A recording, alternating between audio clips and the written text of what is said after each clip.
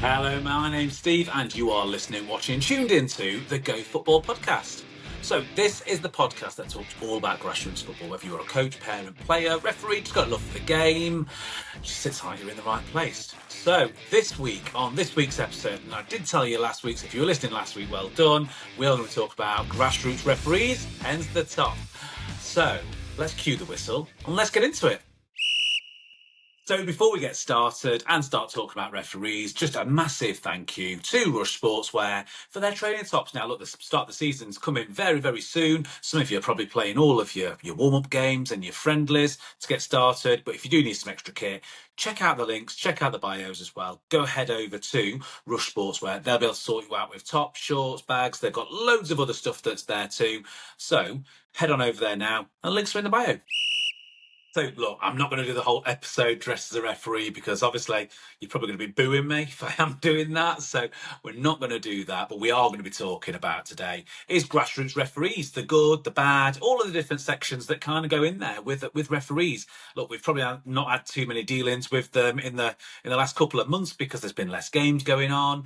But, you know, you're going to see officials rocking up now and turning up to games. So let's talk about quite a few of these different things. Now, there's one little interesting thing that I did see. I don't know if this is true or not. So I'm probably going to need some additional referees to come in here and maybe just fill in the blanks. So I have heard that, and this is going to sound weird, all right, guys. So look, I have heard that grassroots referees are going to be asked to start turning up to grassroots games in suits. Come on, that's got to be a joke. And it's not April the 1st. Apparently they used to do it. I've never had to do that. I've never thought about doing it, so I'm not going to do that either. But yeah, what do you think about that, really? That's just a bit of a weird one, really, especially if you're going from place to place. But yeah, turning up like that to referee a game of football. And to be honest, sometimes when you turn up for some grassroots games, and I've done this loads of times, it's a field. Like, there's not even any toilets, there's nothing else. You've literally got a field marked out or kind of marked out. You know, sometimes you turn up and you can't even see the lines, or it's a bit of a struggle to, you know, you're really relying on your assistants to kind of help you out there. So, look, I'm not so sure that's a real thing. I think someone's been pulling my leg. But if you've heard the same thing, let me know. So let's have a look at some of the good and also the bad. So I've actually been out refereeing today. I love refereeing as well. So this was like an under-12s. They're just kind of getting ready with things like offside and all the rest of things like that. It was a good game. Do you know what? It was so good. It went 1-0, 1-1. 2-1, 2-2, and then last 30 seconds, screaming corner. But, you know, these are like 11-year-old kids as well. Just like absolutely stuck his head on it in the back of the net. It was like watching like John Terry or Rio Ferdinand stick one in the back of the net, you know, running up there, or Harry Maguire. Yeah, last 20 seconds, nothing they could really do about it. So yeah, great game this morning. Really, really loved that. What I'm going to do as well, just a quick little shout out also. Someone told me face to face, they actually said, Steve, I actually like your podcasts and I like it. They're actually pretty good. So a little bit of a shout out to Michael if he is listening too. He knows who he is and he's a Newcastle fan. I know. Anyone that supports Sunderland or Middlesbrough has now just clicked off that I've done that. But no, he's a good lad as well. Trains really hard. I like him a lot. So yeah, just a little shout out. Hi, Michael, if he is listening. So let's talk about referees. Let's get started. So look, here's the thing with referees. Look, everyone has a different experience with the referees. I've got a couple of different opinions that I'm going to throw out now as well. So I'm going to look, like I said, I'm going to look at the good, I'm going to look at the bad, and I've put some stuff on the forums. Again, thanks everyone that's came back. You know what? This was a really engaging one, actually. You just have to put what, you know, I think my question out was, I'm re-recording my podcast. Can you give me some ideas of to what your thoughts are with one or two lines? And honestly, the first comment that came in, and I'm not going to say who put it in. Bear in mind, I've never met them as well. It was just a comment that they put onto a social site as well. Their comment was, if I speak, I will be in trouble. Okay, obviously a smiley face after it kind of thing as well. So a little bit of a joke, but that kind of does give you the idea that, you know, people have different experiences. And I'm sure that was put in there in light-hearted, and they all appreciate referees that do turn up. But some people have good experiences, some people have bad experiences with them. So let's have a quick look then. So really, I would say, without a game, you know, if you want to have a game of football, you must have a referee. So if you've got to have referees there, why make it chore, if you like, especially for coaches. Now, what I will say is the last few games that I've refereed, I've been really, really impressed with the coaching staff. The coaches are like different ages, and these are all different ages, like from, right up to open ages, where I've been refereeing. They've actually all said, no chat back with the referee to all of their team. I'm the kind of referee that goes over before and introduce myself, and especially if it's younger players, like, look, there's no problem with talking to me, just try and do it in a dead ball situation where it's a throw in, it's a free kick, it's a corner or something like that. So I'm not trying to watch the game, and just set some really good expectations out of what they can expect, especially with things like offside, me watching the segment of play rather than watching the side. But sometimes grassroots referees get it wrong, and I've certainly got it wrong before as well. I might have mentioned this one before as well, but I did an open age game, and not appointed officials as assistants that were there as well. So both teams provided an assistant referee to run the lines, and that was great. But one of them was talking the whole time, and I kind of just said to him, like, just put your flag up as well. Like, I'll communicate with you. That's no problem. And there's one time that he went through and he shouted, onside, and I thought that he'd shout not onside, just how he'd said it. So I instantly heard him say that, and the lad was like absolutely booting it down, blew the whistle, and his flag was still down. Look, that's a howler that I made. Like, that's a one-off howler that I kind of made. But I think everyone kind of makes mistakes all the way through. That was probably my only one that I can ever revert to properly and say, I definitely, that was one that I shouldn't have blown the whistle for. I should have looked up, seen him, see if he'd put his flag up or not. But in fairness, he had been saying offside, not onside, constantly putting his flag up as well. So maybe I should take a little bit more notice of that one as well. And it's just a learning curve, I suppose. So we can all learn from that. But the good side is, look, these referees, there is more referees than there ever has been, which for a lot of people are thinking, well, I don't believe that really, because how many times do you turn up to a game and no referee are allocated? Well, there is a reason for that, really. And I think a lot of the time it is due to most of the games on at the same time. So if they are, it makes it very hard and very awkward. Like, I think I mentioned this one before too. If you've got that 12:30 slot, or you've got like a 12 or an 11 o'clock slot, sometimes those games are really hard to fill, because if a referee wants to do multiple games, if they do, let's say, a 12:30 game, and that runs on for 60 minutes, let's say 60-minute game, it's a mini football, or maybe it's a 70-minute game, you just can't quite get to the 2 o'clock ones in time, especially if it's other side. So, there's some awkward times. 12:30s, I think, are hard times really to be able to get from one place to another, unless they've got back-to-back games. So referees, what they'll do is they'll set the games up. They'll do like 9 o'clock, they might do the 11 o'clock, and then they'll go and do the 2 o'clock or something along those lines, because those times all fit where they can get from place to place, or 11:30, something like that. So if you want to get from game to game, if you want to get a game for a referee, they're the kind of times to really go for. Look, the good side of it is that there's more officials than there ever has been, and that's a great thing. And like I say, I've had some really positive experiences with coaches recently too. And sometimes I suppose that is because I've gone in nice and early and I've spoke about it and those kind of things. Now, not everyone is having a great time as being a referee. There is a lot of things that need to get stamped out of it. So that's some of the good things that I've mentioned there. Like, the coaches actually saying, like, no back chat with the referee. Whatever the decision is, that's the decision that's going to be given. I appreciate it when they do say that. However, you will get the opposite side of it, which is you will get coaches that will be shouting on constantly. And that comes on to some of the comments that I also got back, which was, youth, especially youth referees, and bear in mind that youth referees start from 14 and they go all the way up from there. So we've got a lot of children that are refereeing too. If we've got a lot of children refereeing, we need to make sure they are kind of protected and that they're not subject to either abuse or shouting on and questioning their decision making. What you always have to think of with the referee, and look, everyone remembers the I think it was the Liverpool and Tottenham game where VAR got it wrong. Like, VAR is quite expensive, and no grassroots club's got VAR. They got it wrong. Remember, if you're an official, you only get to see it one time in real time from one angle, no reruns, no help or assistance for it as well. And you know what? With some players now, they move the ball around so quickly, you can't be everywhere on the pitch all the time. The amount of times where I've done like even under 12s, under 13s, where they've literally gone, kicked it from box to box, and I've been in a great position. But honestly, I've had to be on my bike to get up there quickly. So you can't always be everywhere. So you only get one chance to go and watch it. So sometimes, inevitably, you're going to get them wrong, and there's going to be a couple of wrong decisions in there. It's not really anyone's fault or anyone's problem or anything like that. But the FA has shown now that there are more officials than there ever has been, and that's a good thing. So we need to make sure we protect these kind of officials so that they keep on coming back season after season after season. So we've got them. So that's a great thing. I think there's a lot more people that are considering coming into refereeing, but yeah, look, really, really protecting them too. I think that there was some really good comments that came out, and I've got some experience from a WhatsApp group that I'm also on.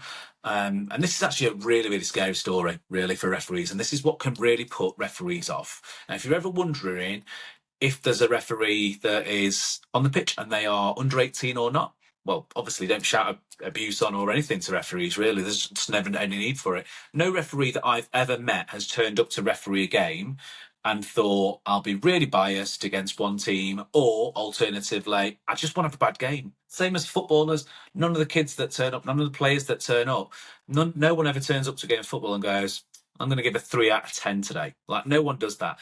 And honestly, every referee that I've ever met before as well, I've been exactly the same. Every referee has never turned up and gone, do you know what, today I'm only feeling like I need to give a 3 out of 10 or a 2 out of 10 today, 2-out decision.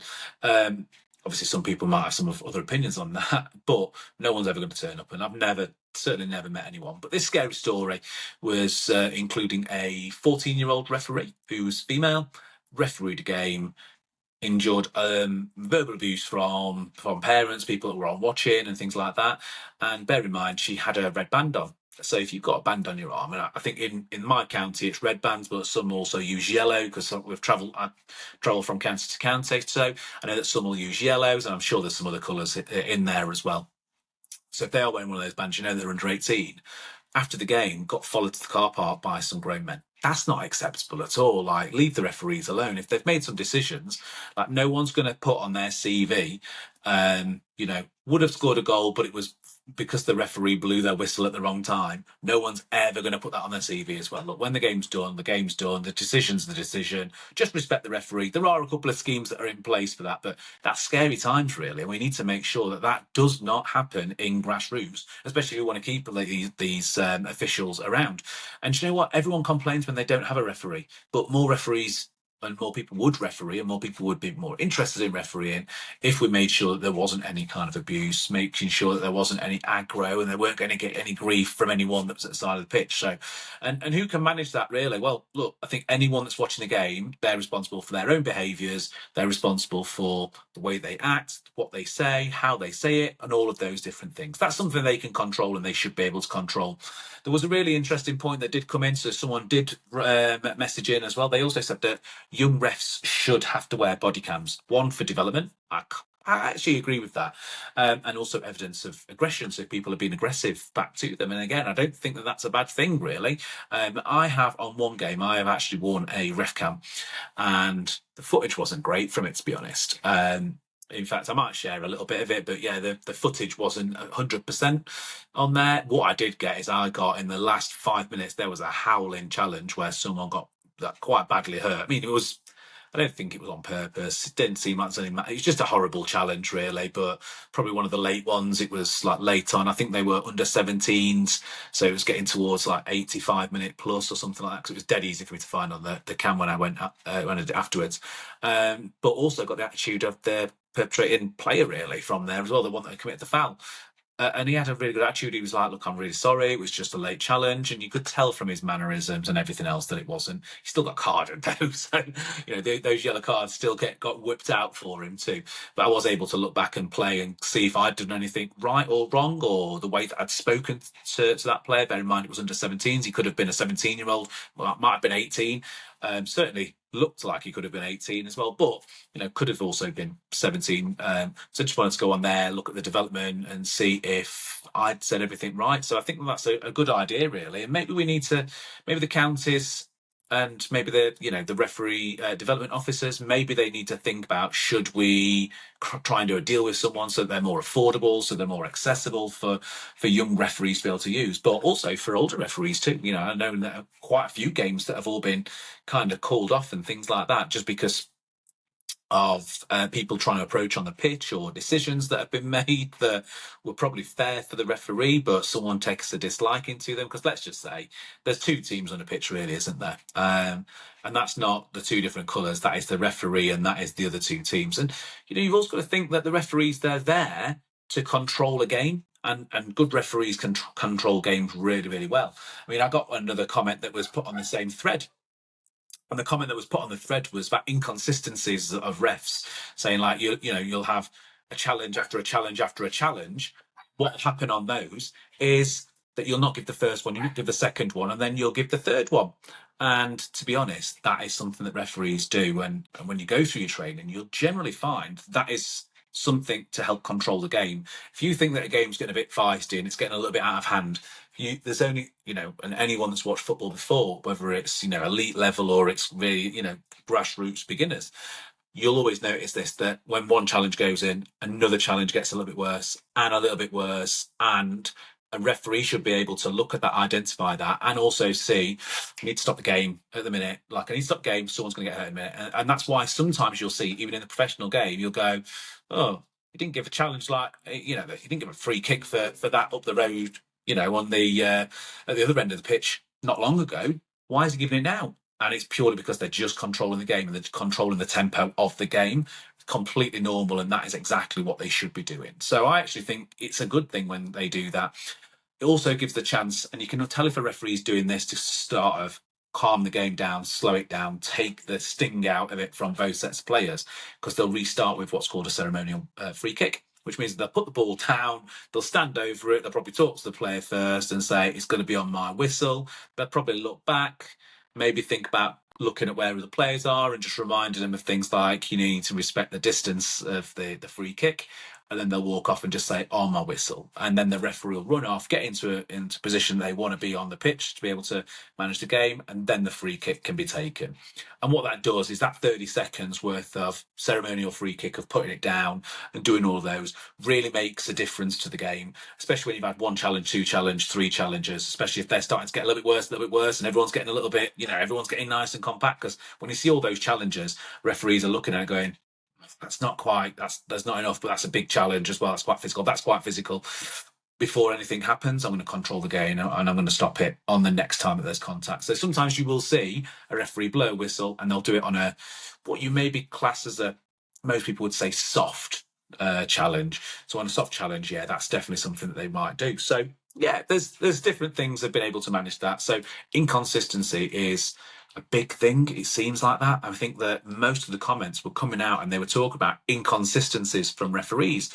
Which I just asked back the same question, really, which was, is that the inconsistency of that referee, or is that the inconsistency of all referees that you have over a month, 2 months, 3 months, whatever period you're looking at, really? Because I think the inconsistency that you would get from one referee may not be that they're being too inconsistent. It might be that they're trying to control and trying to manage the game.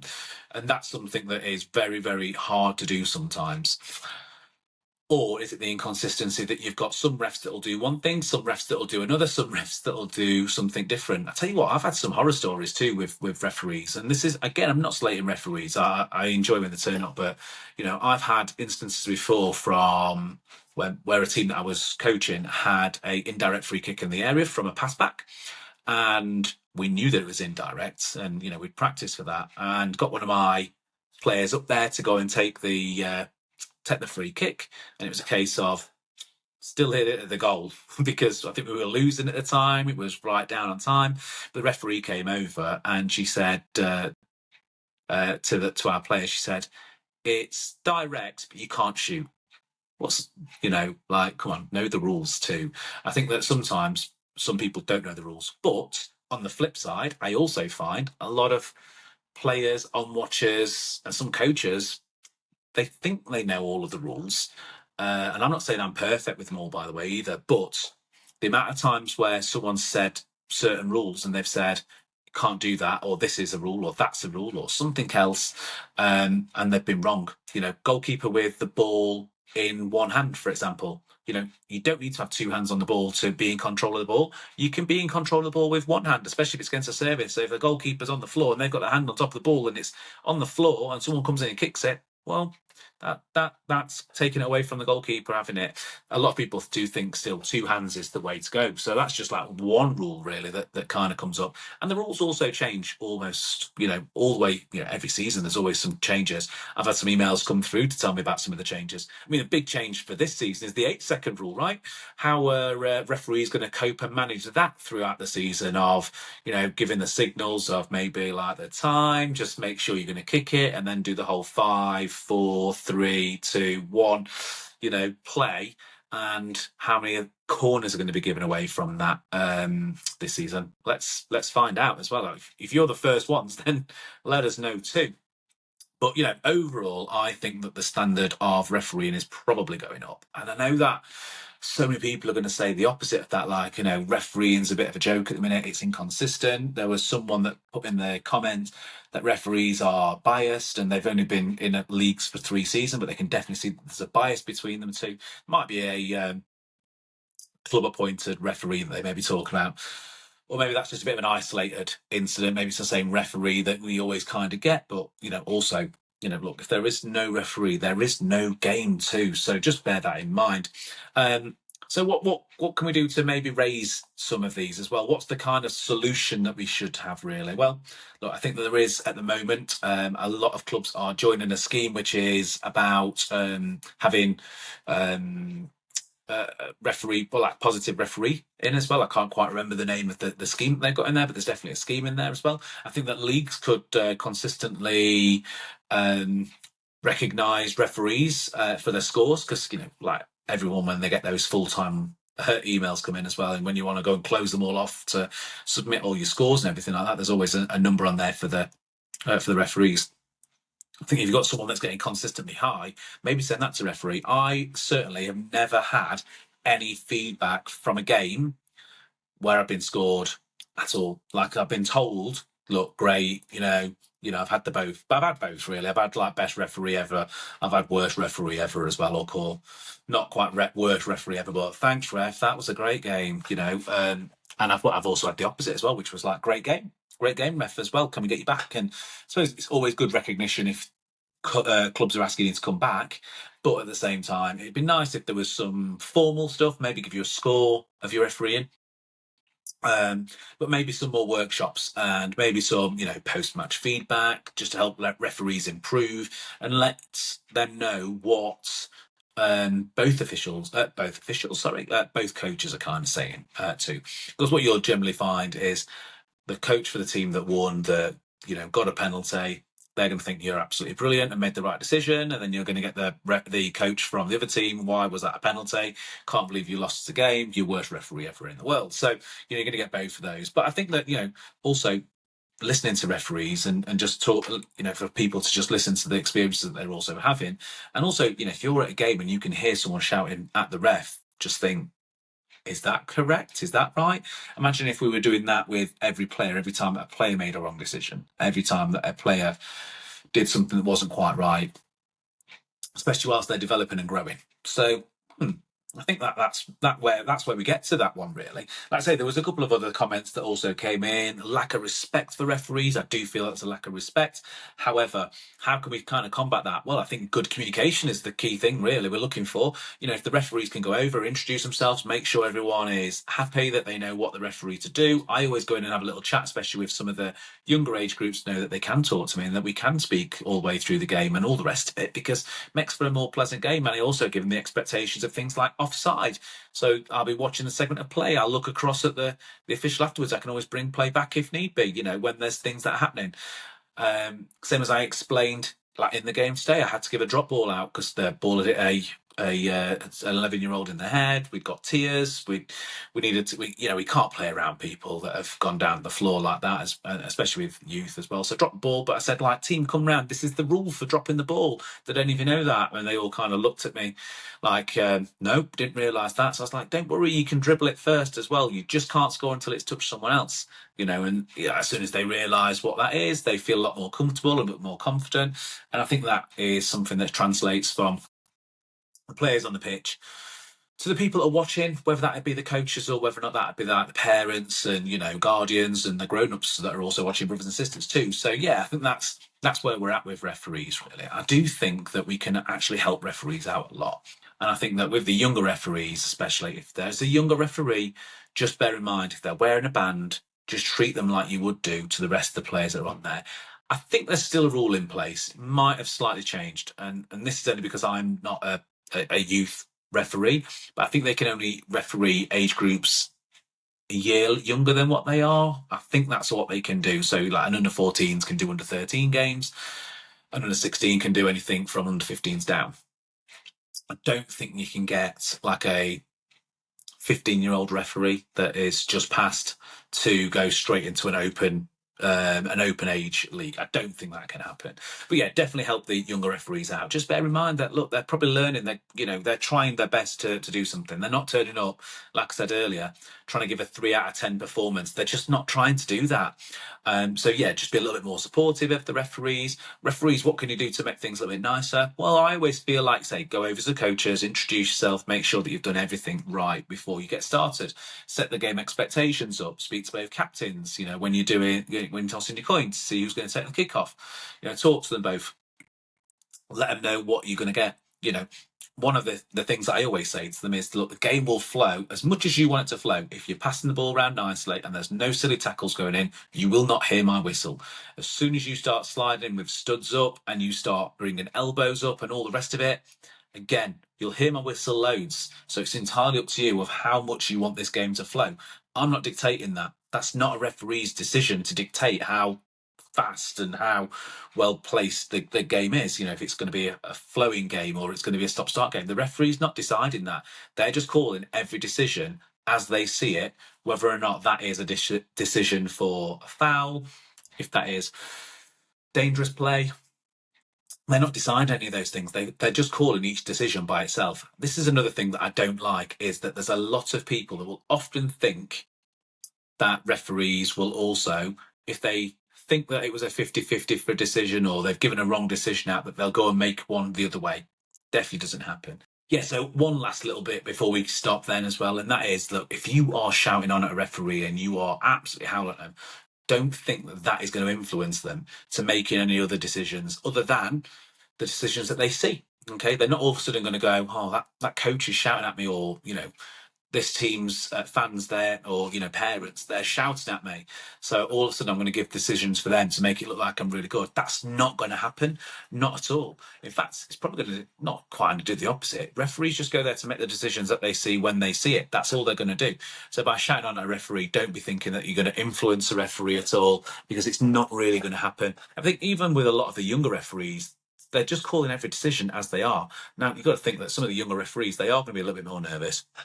Maybe they are a bit more susceptible to, something that is maybe 50-50. Maybe they're going to give a quick decision because someone shouted more. Maybe it's going to happen as well, but they definitely won't do it on purpose as well. So yeah, don't be thinking shouting at referees is a good thing. It's just not. It's just not going to help you, and it's not going to give you more decisions. So that's where we're going to leave it this time as well. So look, the good and the bad, some really bad things that have happened to referees, and we sure support them. But also, look, there's a lot of positive too. Like, I've loved the coaches that have refereed against recently. They've all been really positive towards referees, talking to their players, making sure that they are going to be respecting the referees, because ultimately, no referee, no game. So that's where we're going to leave it this week. So on the episodes next week, we're going to be doing some other things instead. I've already got some ideas for next week's episode.